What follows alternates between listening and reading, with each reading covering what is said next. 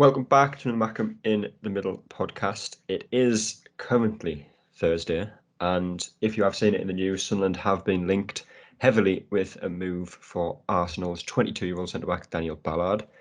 Many reports are suggesting it's a done deal. There's pictures going around of Ballard at the Stadium of Light, supposedly with the scarf pics and whatnot, for social media. But Daniel Ballard did spend last season out on loan at Millwall. He previously played at Blackpool in League One, of course, the season where Elliot Embleton was on loan there as well, where they did win promotion. But I am joined by Kai, who is a Millwall fan and had the pleasure of watching Ballard last season, I imagine. How are you getting on, Kai? You all right? Yeah, I'm all good, thank you, mate. Thank you for having me. How are you? I'm good. I'd like to say just before hay fever is killing me, but we'll get through it. We will get through it. But like I say, you do support Millwall. Daniel Ballard was on loan at Millwall last season. First and foremost, are you disappointed not to see him back at the club? Yeah, absolutely. I think all the fans are. I think that was probably, for the fans, probably one of our main targets as a fan. For the club, I think probably slightly different. We need to reinforce attacking departments, and I think the club will probably use that, to maybe save that money from Daniel Ballard and go after attacking positions. But Daniel Ballard is a really good defender. He sort of fitted the club really nicely last year. His passion for each club he plays at was second to none. I've seen him play for Blackpool, and I think before that was even Swindon, I think, at one point. And if each fan says the same thing, for a lone player to have that level of commitment and passion is quite impressive. I think we've only had really one other maybe over the years who have shown the same level, and that's Jason Malumbi, who's now at West Brom. Yeah. But yeah, Daniel Ballard is passion and commitment for the club is amazing. And as soon as he signs, as I expect it'll probably only get better when he signs a permanent deal for someone. So I think, if Sunderland do get him, which is, as you said, sounds increasingly likely, it'll be a fantastic deal for you, and he'll definitely give his all. Yeah. And obviously, the rumour is it is a 4-year deal for Ballard to Sunderland, and I think the fee is pretty much the same as what Burnley were rumoured to be signing him for earlier in the week. Obviously, I think they went to get Oxford's defender, who I'm going to say is Luke McNally, I think it was. If I've butchered that, I could be completely wrong, but I think that's what he was called. So obviously, Ballard doesn't look like he's going to Burnley anymore, at least we hope. And it was about £2 to £2.5 million for him. I was looking on Twitter, and there was not many, I must say, but there was a few Arsenal fans questioning why they were selling him. Similar to kind of Sirkin when he left Tottenham. A few Tottenham fans were thinking whether he could have an impact in the first team. Was Ballard far off Arsenal level, do you think? I think obviously with the centre backs that Arsenal have in Ben White, Gabriel, they brought another one in, haven't they? And they're looking at an Ajax centre back. Daniel Ballard probably be about fifth choice at Arsenal, but I think Arsenal have been a little bit naive to write him off. He's a cracking player, and he's only 22, as you say, so he's only going to get better. He's got a lot of quality. His passing's very good. He plays out from the back, so he plays the Arsenal way as such. He's very technically gifted, and it is a surprise to me to see that Arsenal are willing to cash in on him. I would have thought maybe they might be willing to, put another loan deal, get him in on another loan, and see where it goes from there. But as we see a lot from these big clubs, they have a lot of young players on their books, and they send a lot of them out on loan, and they end up, letting them go a lot. But I believe there was something in the deal. I don't know if you've seen this. I'm not sure if anyone's confirmed this or not, but there was something rumored that Arsenal would want a buyback clause, first refusal, on Ballard. So I'm assuming they might have put that back in the deal, and almost for them that is kind of a loan, isn't it? But with see how he progresses. But no, so it's a shame to see him go. Obviously great for you guys, but shame to see him not come back to Millwall, because I think the fans of Ballard had a real great connection with us. But yeah, it'll be interesting to see how he gets on, and I'm a little bit surprised Arsenal let him go.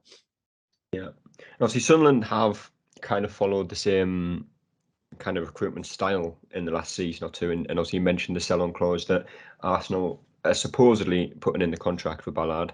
It's again very similar one to Dennis Sirkin at Tottenham. I think they put a £6 million buyback clause in for him. I think we bought him for about 600,000. So it's obviously profit for Sunderland. But if Sirkin was to reach the potential that a lot of people think he can, it's a fairly cheap buyback clause for Tottenham and would benefit them in the future. But do you think Ballard could become a Premier League defender? Obviously, he's 22-year-old. He was, I think the stats-wise, he was one of the best defenders in the Championship last season. Obviously, when he was at Blackpool, he was head and shoulders above every other defender in League One. Can he become a Premier League defender, do you think, from what you've seen of him? No, absolutely. There's no doubt about that. The only thing that if he stays fit, that's there's no doubt. It's just I think he has had his fair share of injuries over the last couple of years. He Yeah, was out a little while with us. I think he missed probably 5, 10, maybe 10, 12 games last year for us. I think he made 33 appearances overall, and had he been fit, he'd have been in the team every single week. But if he can stay fit, he's no doubt he'll progress and make the Premiership at some point, whether that be with Sunderland or with someone else. yeah, Yeah, no. So I think it's a really good signing, and it's I think it's a statement of intent from Sunderland to sign him. Obviously, just come up from League One, and to bring in a player that's got, as you said, one of the best stats in the Championship is a really impressive deal for you guys. yeah. Hopefully so, and hopefully it is with Sunderland in the Premier League. I do hope that does come to fruition. Obviously, I did mention Bailey Wright signed a new contract, but prior to that, we did have one centre half at the club who was, of course, Danny Ballard, who I'm sure you're familiar with. Yeah. Obviously, he is, quite an aging defender. He's not the fastest, and he's certainly not the modern kind of centre back. I would say Danny Ballard. He's not particularly good with the ball at his feet. He's not going to pick them long range passes and kind of bring the football up. He is very much a no nonsense defender. Is Daniel Ballard that, or is he more of a modern centre back that will try and get on the ball, try and dictate play a little bit, possibly play in front of the back line a little bit when Sunderland have possession? He's actually, I'd say he has got the qualities of like an old fashioned centre back, but he is probably prides himself mostly on his ball playing, so more modern.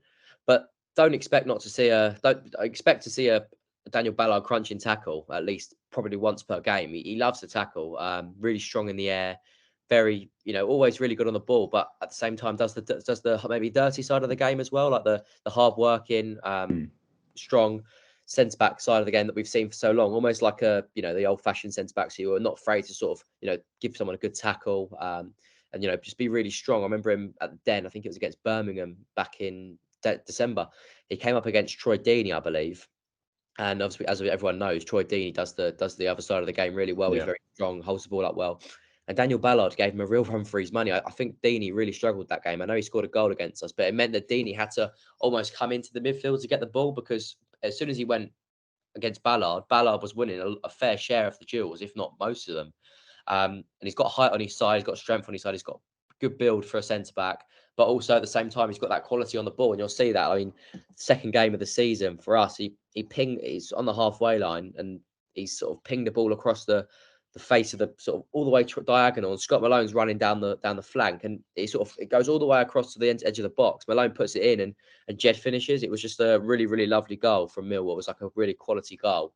And from then on, we saw the qualities of Ballard, and yeah, he's a really top defender, and he does have both sides of his game. Yeah.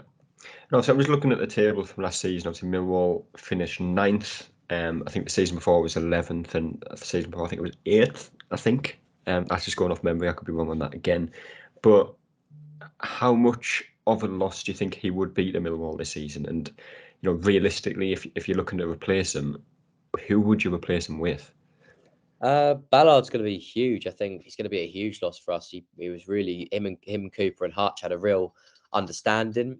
Not to say that Murray Wallace, who obviously is I believe Murray Wallace is just as good as any of them centre backs. He's done a superb job for Millwall. Maybe a little bit of an underdog when he first came in, but been superb recently.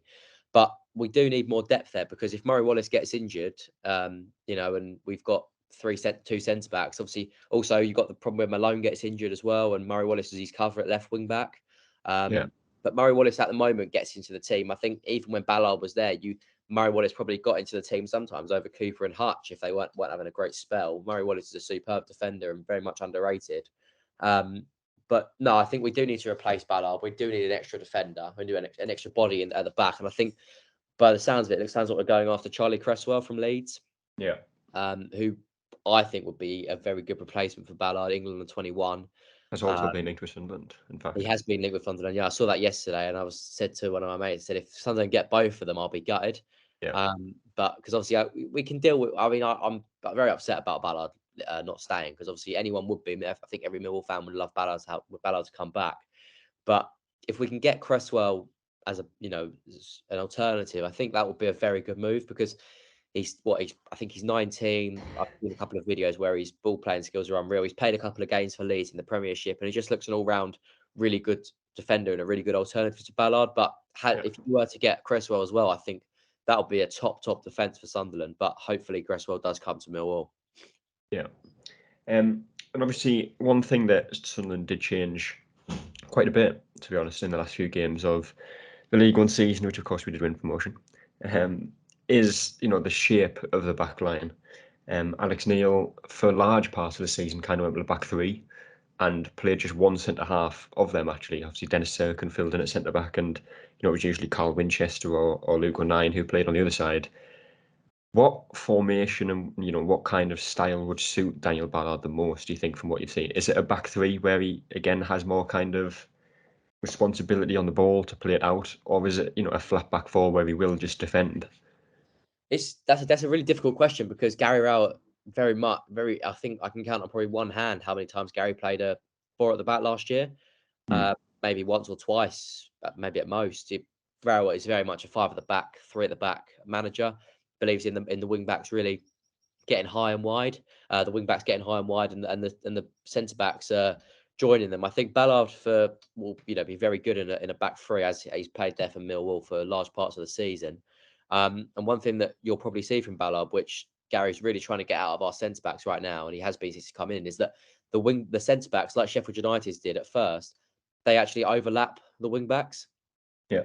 So Ballard, don't be surprised if you see Ballard going on a steaming run forward. He's very good on the ball. He'll look to overlap, and I think he got an assist, if I remember rightly, at one point in the season where he's overlapped Danny McNamara.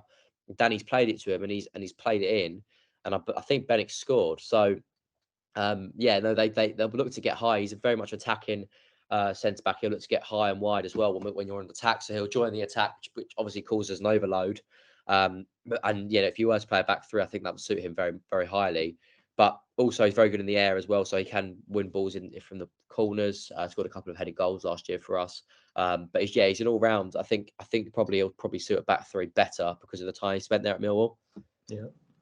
Well, I don't keep saying it is not a done deal yet, but quite frankly, if you're listening to this, it means it's a done deal.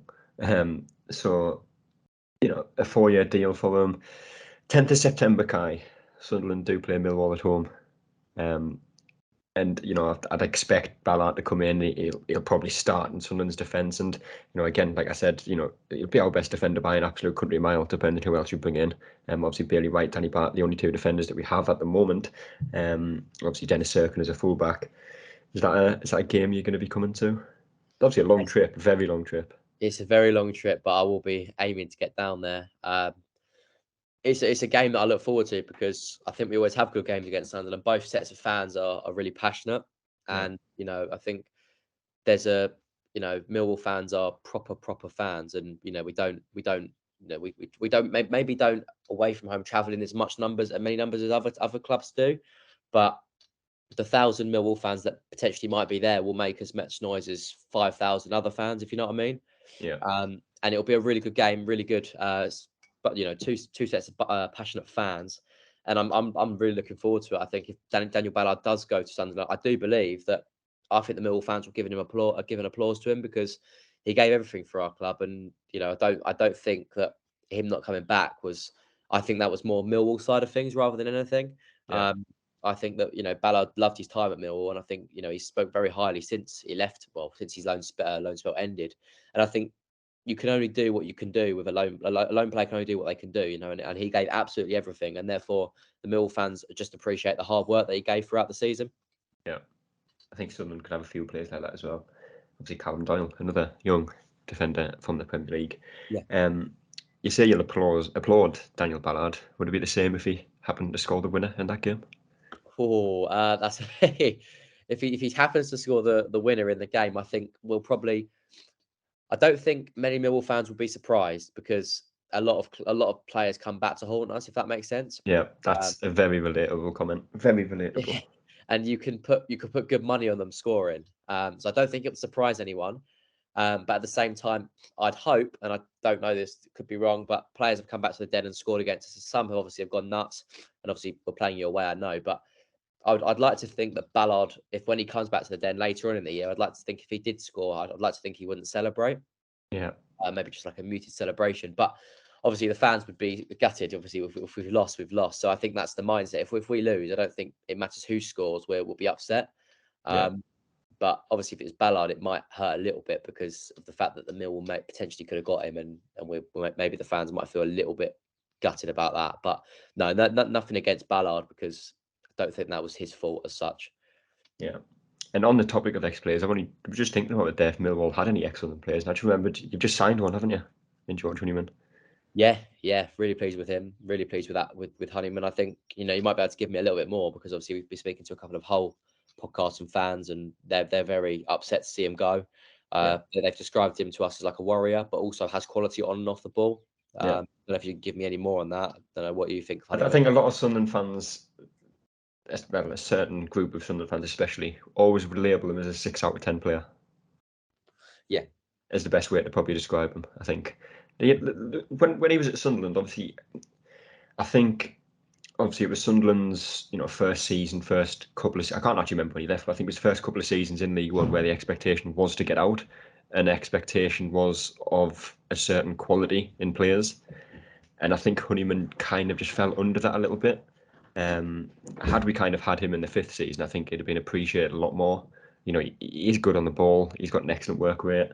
He'll put 100% in every time he plays, but I do think he just lacks that quality a little bit. But I've said this all the time. Ligo Nyan is a player that I love at Sunderland, and he's of a similar mould in terms of the fact he will put 100% in every single game. He'll make them challenges. He'll come up with goals every so often, and I think every team needs someone like that. Yeah, no, definitely. I think he's output for Hull last year was quite impressive. 5 goals, 5 assists from midfield. So we're hoping that he can bring that to Millwall. And I've said this to a couple of people, but as people get older, they learn and they develop, I guess. And if he was to come back to Sunderland now, maybe he would be that 7-8 as such. Maybe he's gained that quality that he needed, and maybe I think when a player leaves a club, sometimes they no fault of the clubs, but sometimes they develop, and they as players get older and they mature and stuff, they just get better. I think they can get better and better. Seen it with many players. So I'm hoping we get the best side of Honeyman, obviously nearly in his peak as well. So yeah, I'm looking forward to it. Our midfield looks stacked at the moment, which is really good. It looks really nice. Obviously it just looks really, really settled. So obviously we brought in Zian Fleming as well, who looks a really good signing. So I'm just hoping they can all kick on together and push for the players. I'm not a fan of his haircut, mind, George Honeyman. I don't know. I think it's a little bit shorter actually since he signed for you, but at Hull it didn't look the best. I don't think. Not sure if you would agree with that one. Anyway, season is what? It's a month away. About a month away. I think it is, isn't it? I think. Yeah. So there's obviously a lot of transfers will happen between now and then, hopefully, especially at Sunderland. A lot of things will change. Some players will be sold. Everything will change. So it is quite impossible task to do this, but we're going to do it anyway because why not? Where do you expect to see both teams finish next season? Obviously, Sunderland, looking at the likes of Jack Clark to bring back in. Charlie Cresswell's been linked. Whether he comes in or not, I don't know. I think he is probably going to be a Millwall player personally. Obviously, Daniel Ballard. So it is very hard because, quite frankly, both starting 11s could be completely different by this time next month. But where would you have a professional estimate at for league position next season? Well, for us, I think had you asked me a week ago after losing Jeb Wallace, I would have probably said lower mid-table. Just because we lost his output, we lost his goals, creativity, and all round just leadership, really. But since then, we've brought in a couple of really handy, really good players. And Zian Fleming, for me, is probably, I know I'm being biased, but I've seen a couple of people say it as well. I think he could be the signing of the summer because of his quality. I know a lot of Championship clubs wanted him, including Forest when they were in the Championship, and Forest attract quite good players. So I haven't seen obviously all that much. I don't watch that league, but his highlights. I know you can watch a highlight reel and everyone looks good, don't they? But just his numbers and his output looks very, very impressive. So I think he's going to make a massive difference. Obviously, brought Benny Kofobi back as well since then, and obviously Honeyman in. So there's a really nice group of lads in there. But also we're looking to sign probably 3 to 4 more as well. Another couple of attackers probably. There was something got news at Den earlier saying attacker, wing back, centre back, and maybe one more attacker. So it'll be an interesting month. If we can get the players we want, I think that Millwall, I say this every year, but I'm saying probably this is the most confident I've been about a playoff push, just because of the players we've got in and around the attack. Yeah. I know losing Jeb is massive, but the players we brought in, Honeyman and Fleming, I believe they counted that. They counter that. Fleming on his own, I believe, counters that, but Honeyman as well just makes that even more solid. So I think I think Millwall will probably finish in the playoffs. With Sunderland, Dan Ballard is as I said, a superb signing, and he'll really help your defence. Part of a defence last year that only conceded about 40 goals all season. So they had a real solid understanding between them, and if Ballard can bring that to Sunderland, then it just depends, I guess, what your attacking output's like, whether that can sort of win you games, I guess. Because obviously Millwall found a bit of especially first half of the season, that it's all good keeping clean sheets and only conceding one per game or whatever, but you've got to score 1 or 2 to win a game. And if we couldn't do that, then we found ourselves drawing quite a few games. But if your attacking output can be just as good as your defensive output, I think Sunderland probably could be braced for a top half finish as well, maybe 12th. Yeah. See, there seems to be a lot of people, and I don't really know where this comes from, to have Sunderland finish in the top 6. Like I said, we haven't actually signed a new player yet. Although, again, once you listen to this, we will have signed Ballard. But I was watching, I was on Twitter actually. I think there was a Sky Sports presenter. I couldn't tell you his name. He has Sunderland in the top 6. I think all the betting companies, I think Sunderland is something like 7-1 to win the league, which I think is something like the 6th favourite in the league to win it. I don't really know where these odds and predictions are coming from, because quite frankly, I think we'll finish about 14th or 15th, and I'll absolutely take that after 5 seasons in League One.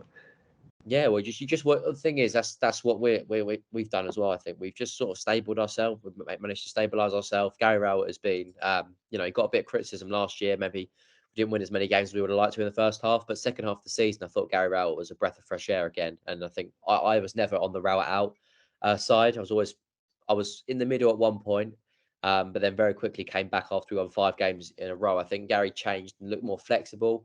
And what he's done to Mill, with Millwall over the years, is over the last 3.5 years or whatever it's been, has been nothing short of quite impressive, because to stabilise Millwall in the Championship like he has done, to make Millwall not a team that's not doesn't look like it's going to go down, and looks like it's going to be on the verge of the playoffs every single season, is quite impressive for a club with our budget, I believe. If Sunderland can do the same, obviously Sunderland are a big club, and if that's what everyone sees, Sunderland are a big club with a massive stadium, and they are I don't know if you agree with this, but I believe Sunderland are a sleeping giant, and hopefully Don't say that to Wigan fans. Well, it'd just be nice to see a team like Sunderland sort of come back, I guess, and just show what they're worth again, because they were in the Premiership for all them years, and that's probably where they belong as a club with a bigger club like they are. So if you recruit well in the next month, there's no reason why you couldn't be in push for the playoffs. I think there will be a couple of surprise packages this year, while I think it may potentially being a whole as well.